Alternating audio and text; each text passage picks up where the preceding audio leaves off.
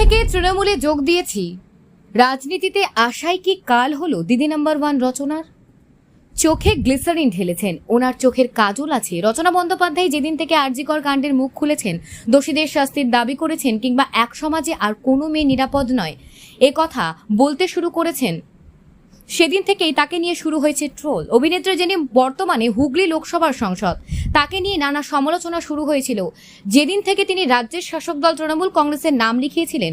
দিদি নাম্বার 1 প্রসঙ্গত নানা কিছুতেই তাকে কথা শোনানো হয়েছে, আর এই কাণ্ডে তো তার ভিডিও ভাইরাল হতেই নানা গুঞ্জন।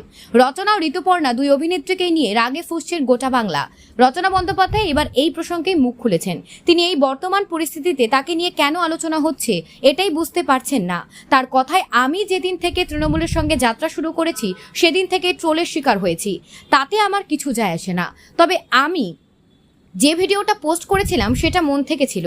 আমি যেহেতু শিল্পী, তাই অনেকেই ভাবে আমি নাটক করি, চোখে জলকে গ্লিসারিন ভাবে।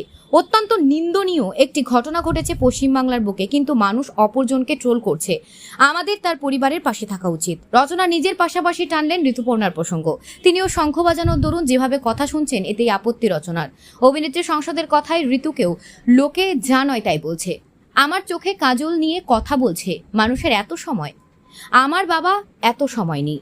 আমি একজন সংসদ হিসেবে পথে নেমেছি এবং দোষীদের বিচার চাই, ফাঁসি চাই। প্রসঙ্গত চুঁচুড়ায় প্রতিবাদে নেমেছিলেন রচনা বন্দ্যোপাধ্যায়। কলকাতায় তাকে দেখা গিয়েছিল মুখ্যমন্ত্রী মমতা বন্দ্যোপাধ্যায়ের সঙ্গে পা মিলিয়ে প্রতিবাদ করতে।